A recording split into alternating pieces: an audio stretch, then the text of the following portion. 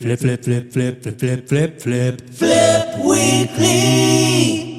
Hello and welcome to the Flip Weekly podcast. My name is Matt. I am your host. This is a podcast all about reselling. We go to thrift stores, we go to garage sales, we find things on Facebook Marketplace that we can resell for a profit. Now look, it is almost Christmas time. If we're selling on eBay, if you're selling on Marketplace, Depop, whatever, it is crunch time. This is the time where we are the most busiest. We're at Australia Post every single day.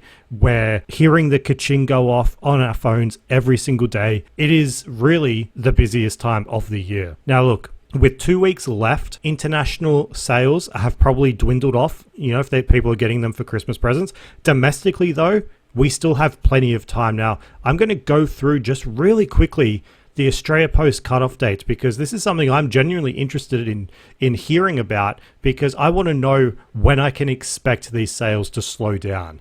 So I'm looking at the Australia Post website right now, and Australia Post Parcel Post, I'm sending from within New South Wales. I'm based in Sydney. We can send to any other state and it should arrive there up until Thursday, the 18th of December, which means we still have plenty of time. We have another full week of Christmas sales that should be coming, and that is just for New South Wales. If you're sending from a different part of Australia, the dates are going to be different, but you can just use this as general information. If you're sending with Express Post, the cutoff date is the 23rd of December. If you're within New South Wales, ACT, Victoria, Queensland, South Australia, and you're sending within the same state. So that's the 23rd of December. That's literally right up until fucking Christmas time. Now, in terms of sending things internationally, this is where the dates are a bit closer, right? So if you're sending to New Zealand and it's a standard parcel, the cutoff date's the 11th. So when's the 11th? The 11th is today, the day this comes out. USA, the 11th to Canada, the 8th, which has been and gone. China, the 2nd. So really, the international sales should be completely stopped unless you're sending Express. Express, is Express different? Express grants you maybe 2 or 3 extra days. The cutoff for New Zealand, for example, is the 15th for Express. Standard's the 11th. So I think most international sales would have ceased unless people are doing the cheeky thing, which is buying presents for people they aren't going to see and having them delivered after Christmas time, trying to get some bargains that way. I know plenty of people in my family would be doing that this year. So yes, international sales slowing down. Domestic sales, we still have a fucking week. We still have a week, so make sure you have everything listed up. Make sure that if you're going to run any sales, you run them probably now, probably for the next week. Just get that stock out because you know what happens after Christmas time. Things slow down. Everyone is broke. People don't have money. People are just recovering. They're in that fucking coma from eating all that Christmas food and drinking all that Christmas wine, right? So make sure you get everything done before that Christmas time. We still have this next week for the people that are a bit behind to be buying their Christmas presents. So expect another full week of Christmas sales. Now, speaking of Christmas, we had our very first Thriftmas giveaway last week. We had a competition to win a Vinnie's gift card. It was only worth $50. We're not breaking the bank here, but I'm going to announce the winner of the Thriftmas giveaway. The competition was very, very simple. You just went onto social media, Facebook, YouTube, Instagram, and you could like or comment on the post.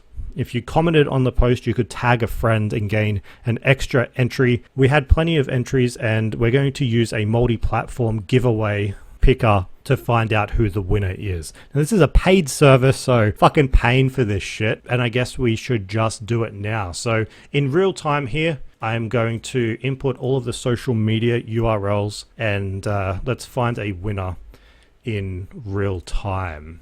Now, I do have to say that I'm pretty sure people I know have entered this. When I say people I know, I mean like my relatives, like my sister Sam, my girl. I don't know if my mum has entered, but if any of those people win, then we're probably going to have to do a redraw, right? Because that's going to seem pretty rigged. So we're going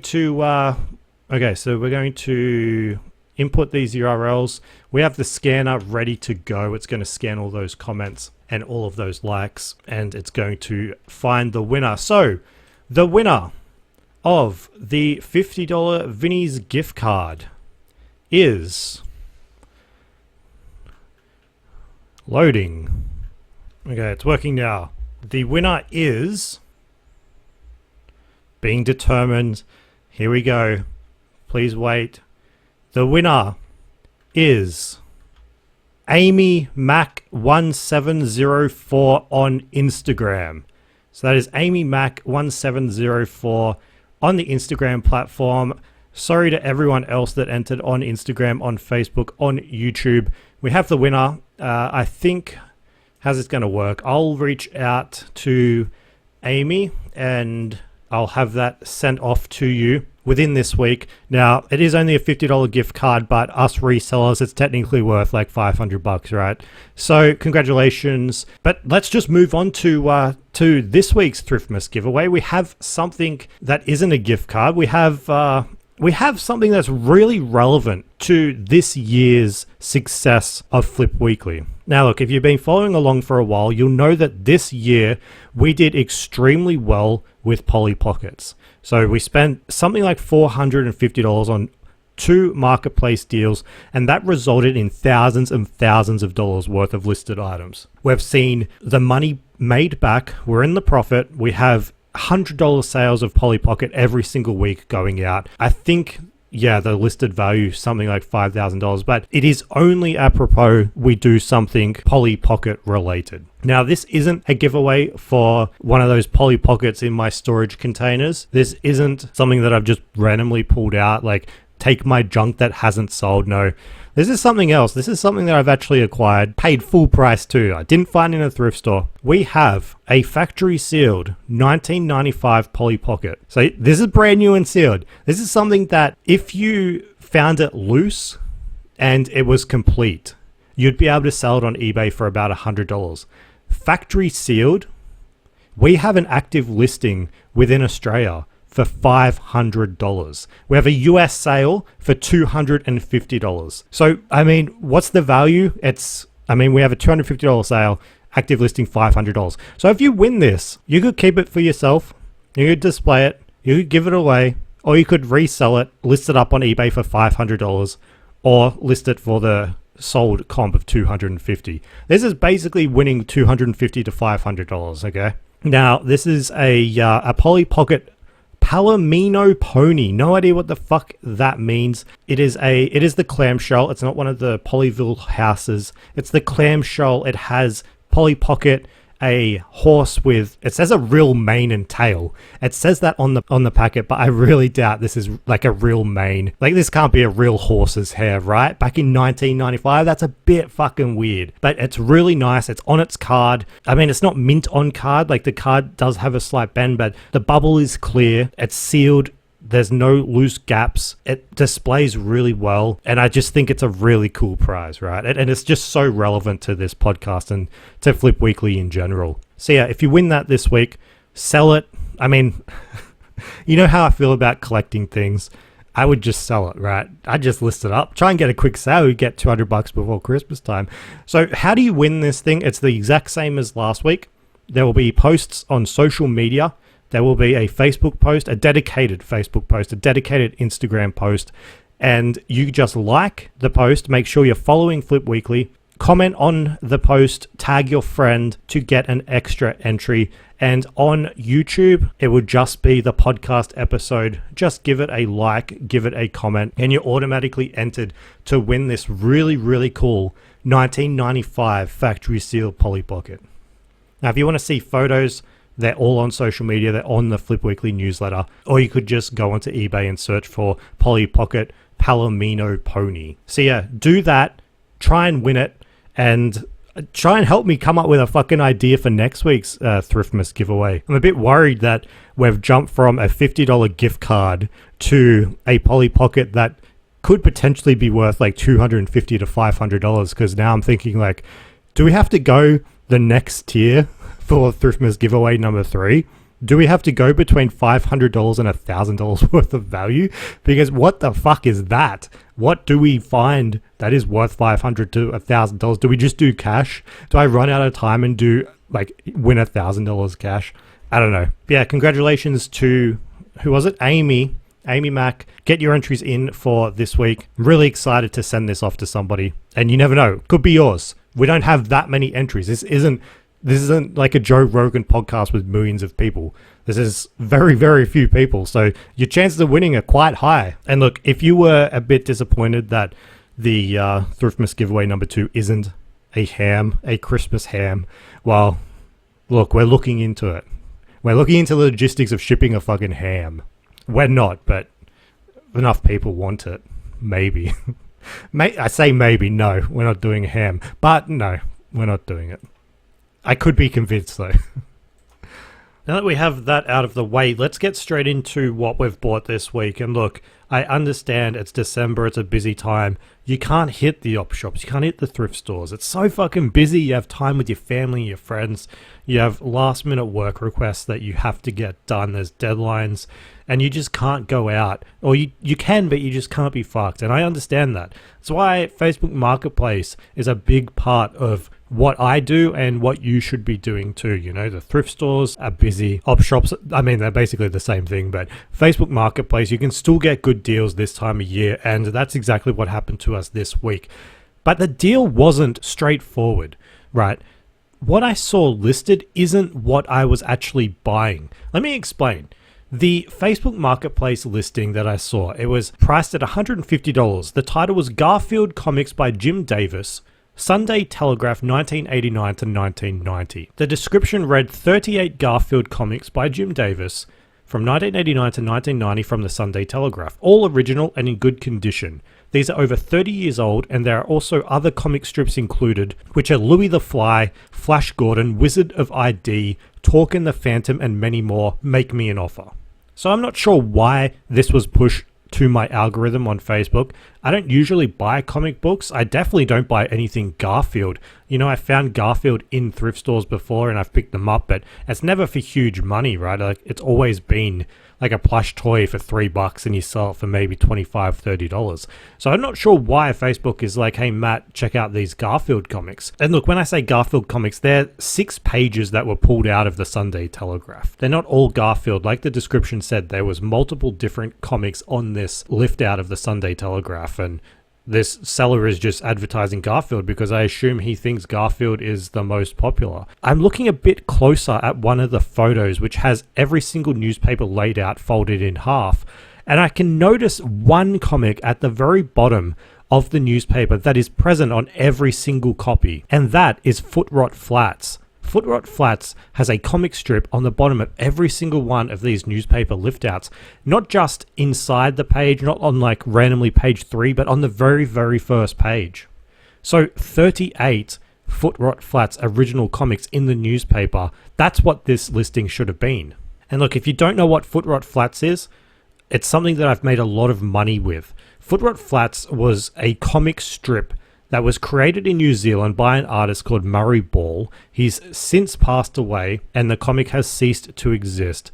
But there are collectors out there that are very, very passionate about this comic strip. It's about a man and his dog. I mean, that's what it boils down to. And, you know, like I said, I've made money with this. It was it was a couple months ago, I think, maybe before the podcast, where I found a Foot Rot Flats puzzle inside what looked to be like a beaten up baked beans tin can.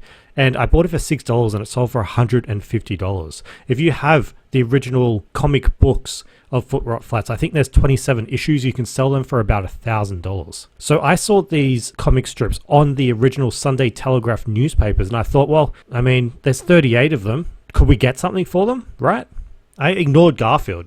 I even ignored the Phantom, and you know how popular Phantom is. I thought Foot Rot Flats is what the go is here. It's not Garfield. It's fucking Foot Rot Flats. Garfield is everywhere, right? Like Garfield is so prevalent out there that it's so easy to find. I see it all the time in thrift stores that I just completely ignore it. But anytime I see Foot Rot Flats in a thrift store, which isn't that often, I buy it and I sell it really, really quickly. So that is the play. So I messaged the guy maybe 15 minutes after it was posted and arranged for pickup the next day. I went and got them and the guy said to me, like, I was like, what is the deal with these fucking things? And he said about 2 years ago, he got them off his neighbor that was moving And the guy didn't know what to do with them. And he put them up for sale 2 years ago, no bites whatsoever. So we took them down, and then 2 years later, he's put them up again, and I've messaged within fucking 15 minutes. That's what he's saying to me. And look, this is a gamble, right? This isn't something that comes up all the time. When I was doing my research, I looked for comps. All I could find was one thing. It was a Sunday Telegraph lift-out sale on eBay from a couple of months ago. There was Sunday Telegraph lift-out comic, Foot Rot Flats, Snake, Garfield, etc. It was put up for auction. It was just a single comic lift-out, just a single lift-out. And it had 4 bids, and it ended at $26.50 with $9.70 postage. So that totals $36. Now I'm thinking, I have 38 newspapers. They're all in color. This one that sold was in black and white. If I do, 38 newspapers times the sale price of $36.20, we have over $1,000. Could this be a thing? Could this be a way to make over $1,000? What I was concerned with, I don't know if the people that bid on this auction were bidding for Foot Rot Flats. Like the original listing said, these comics, these lift-out comics, included so many different artists and IPs. This one had Garfield, this one had Snake, it probably had the Phantom and whatever else came, like Donald Duck had a comic strip, all these different fucking things had comics back in the day. So were the bids from Foot Rot Flats? I don't know. So this is a gamble. I'm paying $150 for these for these old as fuck newspapers. These Sunday Telegraph newspapers that, I've said to people to use these newspapers as a rag before because it's a Murdoch paper. But I'm not going to do that this time. I'm going to keep them. I'm going to make sure they're very well protected because I think we have a home run here. And look, when it comes to a category like Foot Rot Flats, you have collectors that have been buying this shit for the past 20, 30 years. And you would see on eBay the same stuff listed up all the time. It's bundles of the original comic books, 1 to 27. You can buy them for $1,000, but after that, then you have to look for the unusual stuff, right? Like if you're collecting something, you have the generic baseline collection, right? It's like if you're a Lord of the Rings collector, you would have Lord of the Rings on Blu-ray, right? You're looking for different things. You're looking for the unusual. So whenever a different Foot Rot Flats item appears on eBay, you're going to be interested in it because it's not the original book that you would have. This is where I'm thinking that this newspaper collection does not come around often. It may not ever come around again. And the reason why I wrote in the listing is these weren't newspapers with covers that were highly collectible, right? Like people collect newspapers when they have a cover that's like Diana Killed or America at War. People keep those newspapers. They think in 30 years' time it's going to be valuable, but they don't realize that there's millions of print runs on these things and everyone is thinking the same shit. So they're not worth any money. However, these are just random Sunday newspapers. People aren't keeping this shit. People are throwing them out. Now, whoever this person was that kept these Garfield comics, I think they did a good thing. So here's what I'm going to do. I'm going to here's what I did. I listed them up on eBay and I had a $1,000 listed price. It sounds a bit insane, right? Like $1,000 for 38 old newspapers. But as of today, they've only been listed for 2 days. They have 33 views, 5 people watching it. So I think it's going to sell. And I hate it when us resellers, we always say the same shit. We list something up, we say, I think it's going to sell. I've mentioned this before. But 5 people watching it after just 48 hours, 33 views. I honestly do think somebody's going to pull the trigger. And if people are willing to pull the trigger for $1,000 for 27 of the original comic books, then why wouldn't you pull the trigger for 38 of the original newspapers? I don't know, you could frame them, you could display them, you could read them, something that people don't do when they buy collections. You could read them, what they were originally created to do. But yeah, that would be $150 into $1,000. And I have to pat myself on the back. I'm doing that because no one else fucking will. I am really, really proud of myself for I guess thinking outside the box with this pickup. I don't know why it appeared on my Facebook feed. It was just Garfield comics. That's the title. You can barely see Foot Rot Flats in the photos. It was really like a a zoom in to see. I don't know what I was thinking. Like, what else is there on the comic strips? Maybe just general fascination, right, or just general curiosity with it. But to then see Foot Rot Flats trace it over all the other newspapers, you couldn't see it. You could just see like the left border, and it was, you know, like a jigsaw puzzle working out. Well, that's Foot Rot Flats on every single one. So I mean, if this sells, major props to myself. And this would be $150 into $1,000. An amazing Facebook Marketplace pickup. If it sells, I just have to make sure that I don't, like, I don't know, fucking spill a drink on it, or place these newspapers down on a desk that has a bit of water or condensation on it. Like, that is something that I would do, you know, like I forget to use a coaster, and then I go to take another photo of the newspapers, and there's one that's ruined, and then I'm just like, oh, fuck it, throw them out. But anyway, that was the first find of the week. Amazing Facebook Marketplace.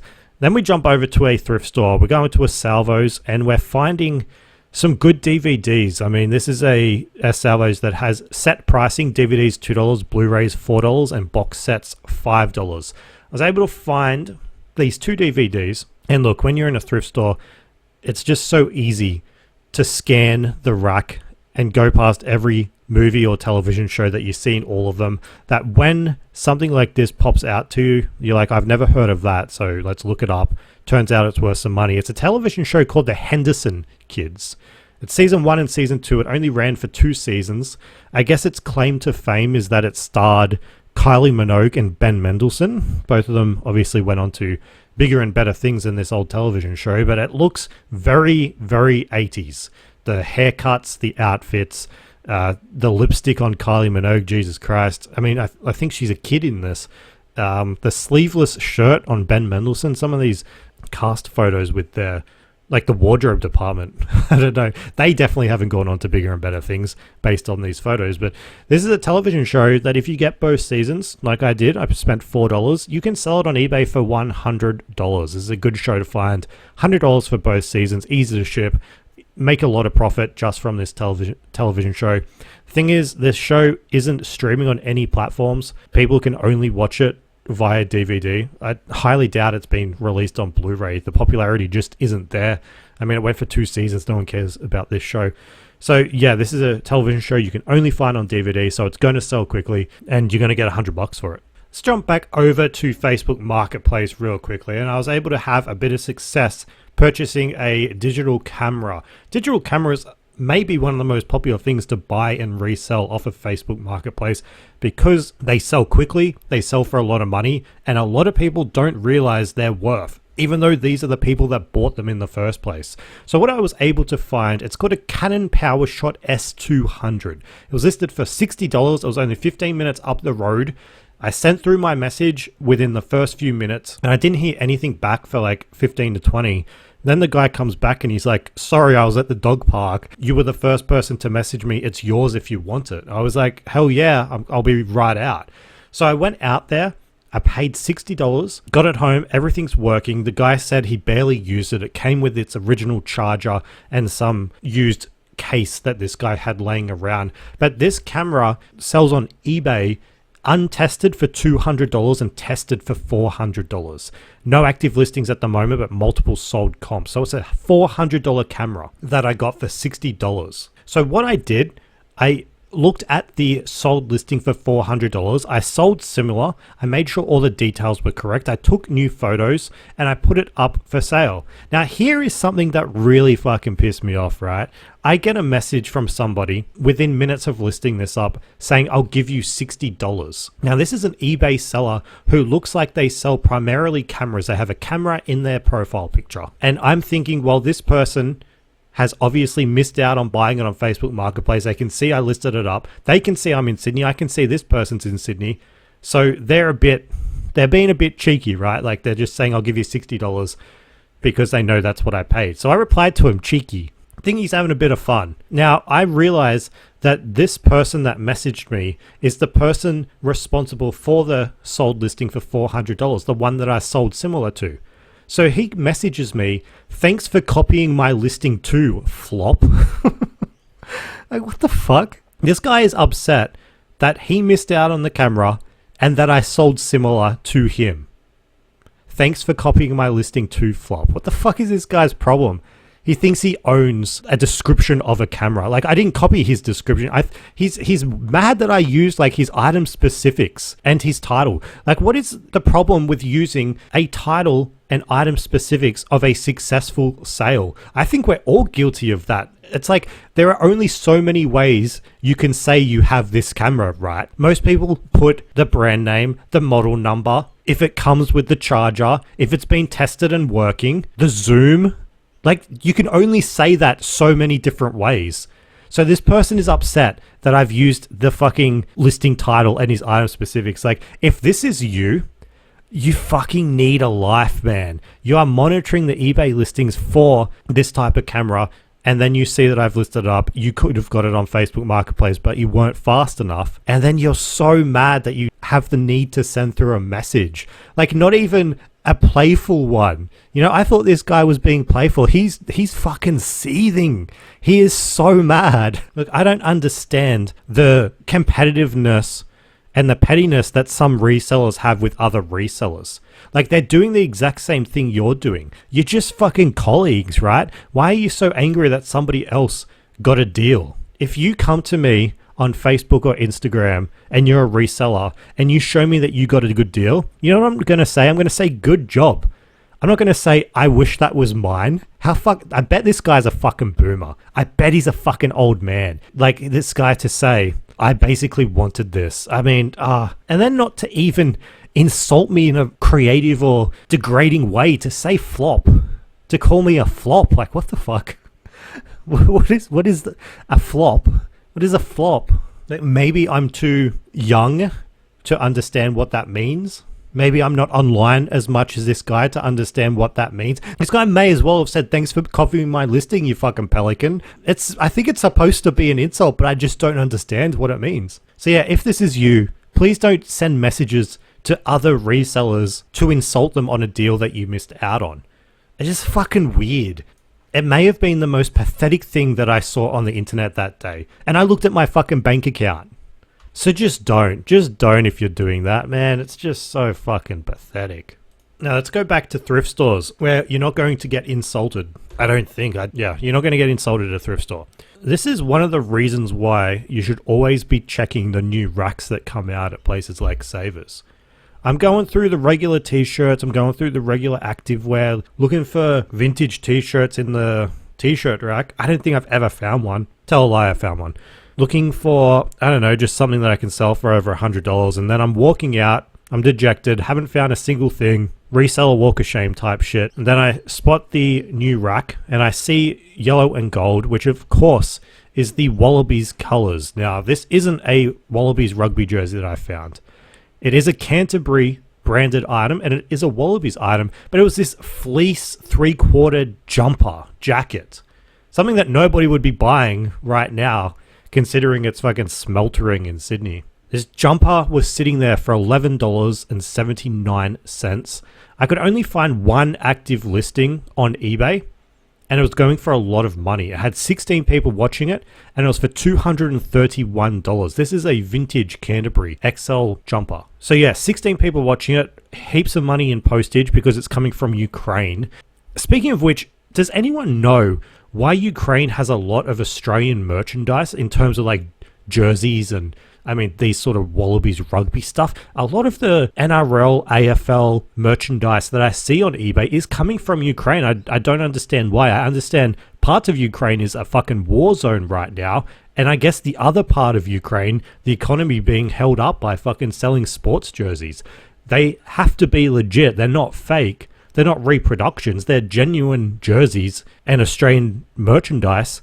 But what are they doing over in Ukraine? If somebody has an actual answer to this, I am genuinely curious.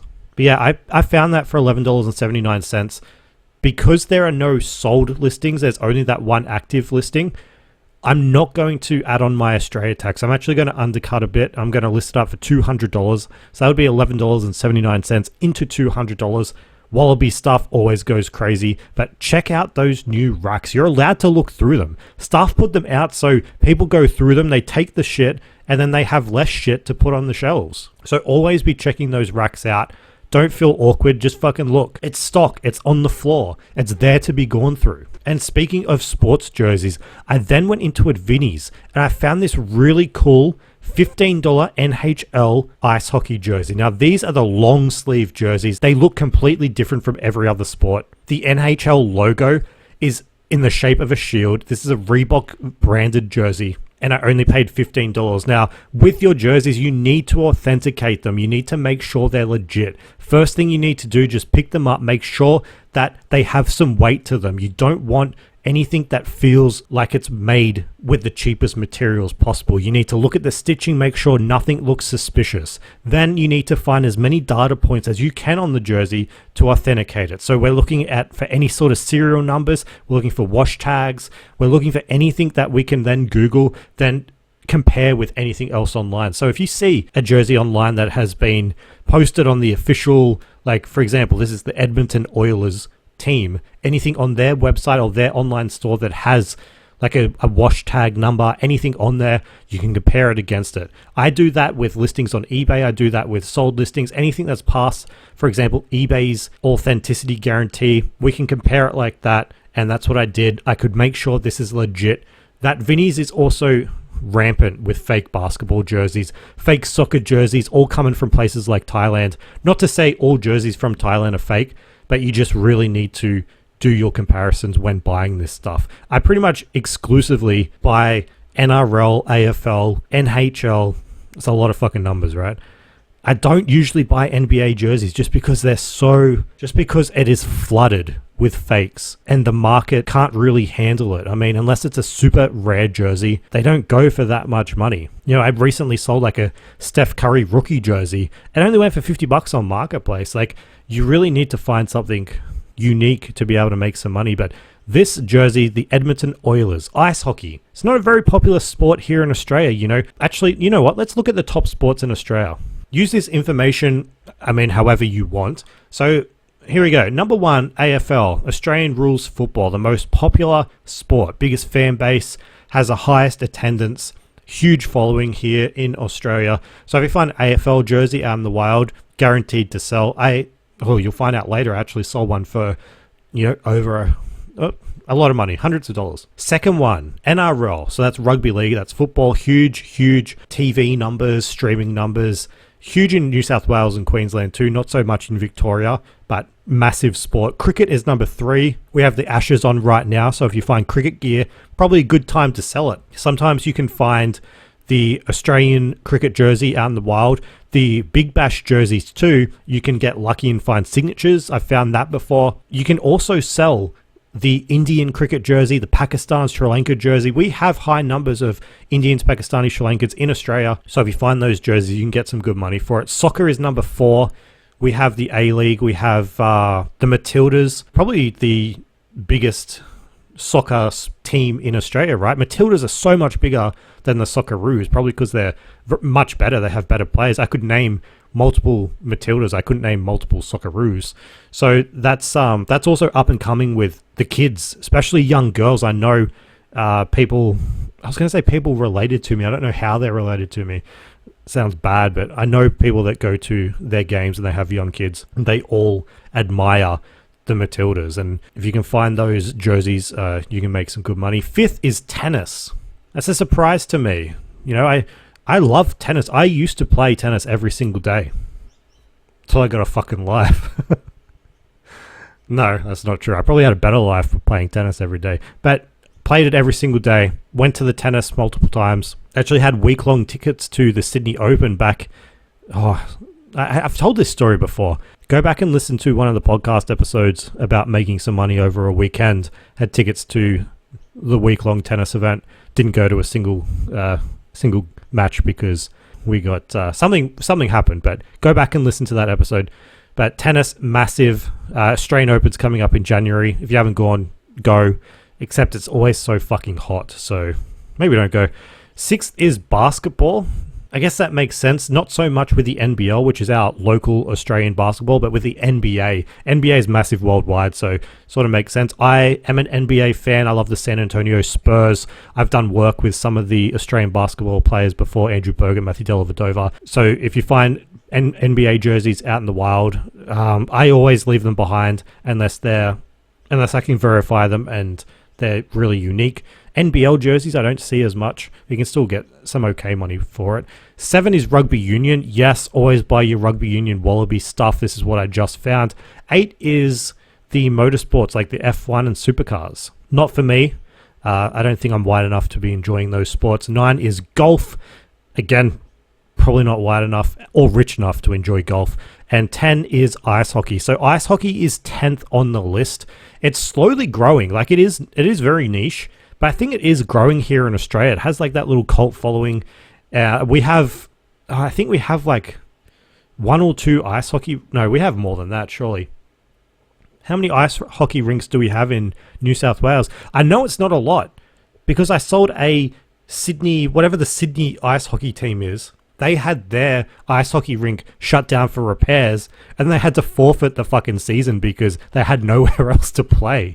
So we can't have that many here in Australia. But I mean, it's growing. I think it is growing. So that all leads me to this Edmonton Oilers jersey that I found. Paid $15. There aren't many NHL jerseys in Australia. It's the 10th most popular sport. People just aren't buying them, especially considering the cost. So this jersey is listed up on eBay for $150. That'll be $15 into $150. It still has the original tags on it. It's going to be an amazing sale. If you find NHL out in the wild, buy it. I don't even think it matters what team it is. There's so few of these jerseys in Australia that you just buy what you can find as long as you can verify they're real. So yeah, that's the top 10 sports in Australia, and just use that information when you're buying the jerseys. Now, the last thing that I picked up was again a Facebook Marketplace deal.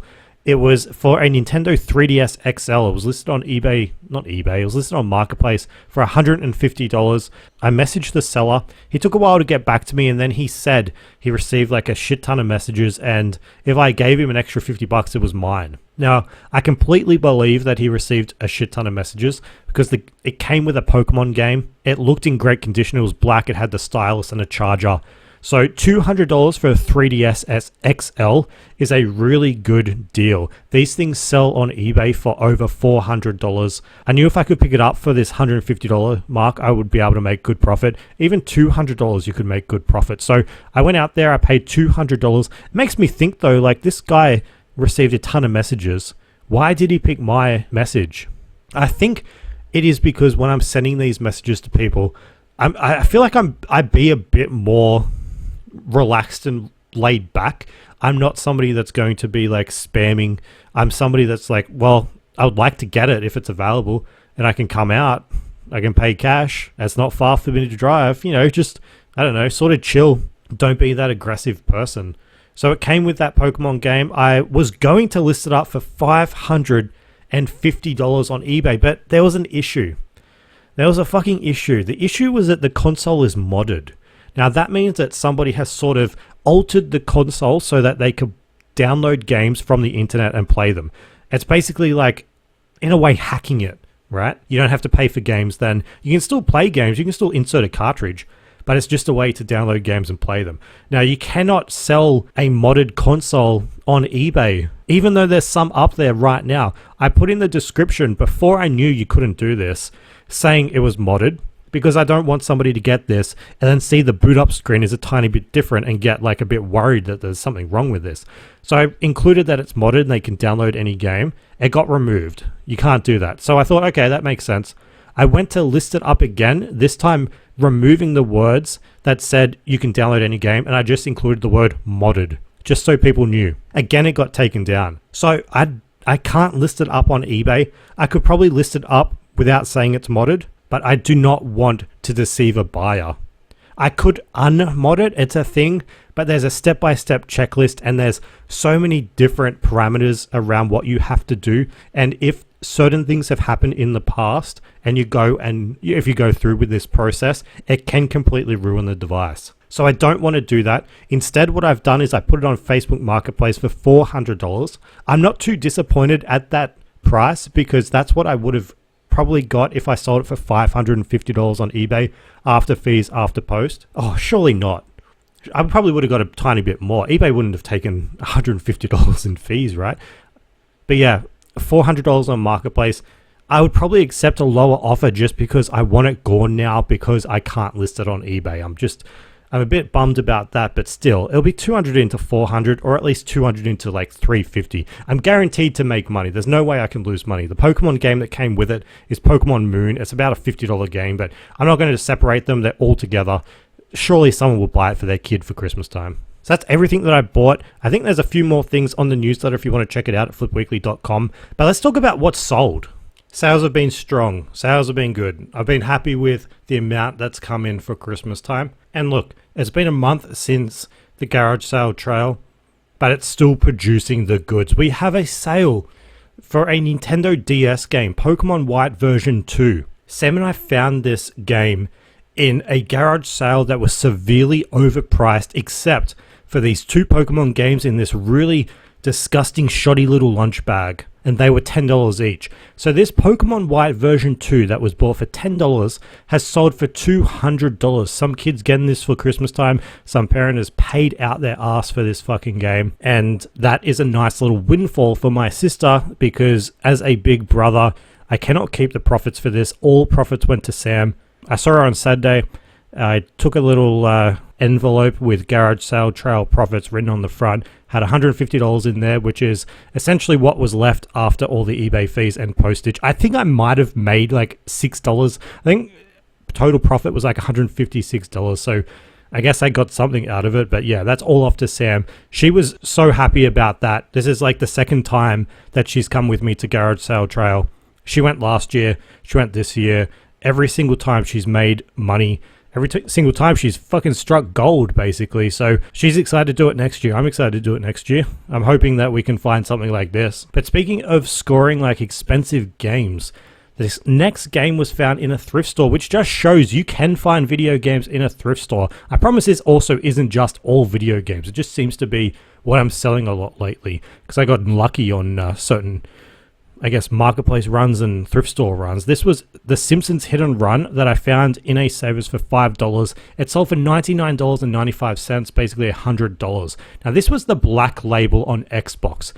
The thrift store must have put this up thinking that it was the generic classic version. And this is what you need to remember when it comes to video games.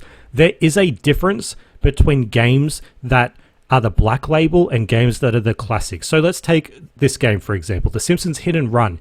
You can get that as cheap as $30 on eBay right now, but that will be the Xbox Classic. Now, the cases are different. The Xbox Classic literally has the word classics on it. That means that the game was so popular that they re-released it later on. The black label is the original release of the game, and that's more sought after by collectors. The only difference in most cases is the case. In most cases is the case. Man, I really need to extend my vocabulary. Extend, I even got that word wrong. Expand my vocabulary. The only difference I think is the case, and people are going to pay more for it. So you can buy it for $30 as an Xbox Classic game. This one sold for $100 because it was the black label. So Savers didn't know that. We knew that, and we picked it up, and we made a lot of money. When I'm finding the Simpsons games on different consoles, I'm always forgetting which one it is that's worth the most. You know, there's so many of them. There's the Simpsons Hit and Run, which is the one that's worth money. There's the Simpsons Road Rage. There's Simpsons Skateboarding. There's Simpsons Game. None of them are worth anywhere near as much as Hit and Run. So now I want you to think, when you're trying to find out which Simpsons game is worth money, if you ever see it out in the wild, when you think Hit and Run, think buy and run, because you're going to buy that thing and you're going to get out of there as quick as possible before somebody finds out what they've done. So Hit and Run, buy and run, that's all you need to remember. This is the one you want to buy. You can get this game on the PlayStation 2 for about the same amount of money. So Xbox $100, PlayStation 2 $100. You can find it for $5, boom. That's like so much fucking profit in your pocket. The next sale was a Facebook Marketplace sale. I paid $6 for 6 Asterix books.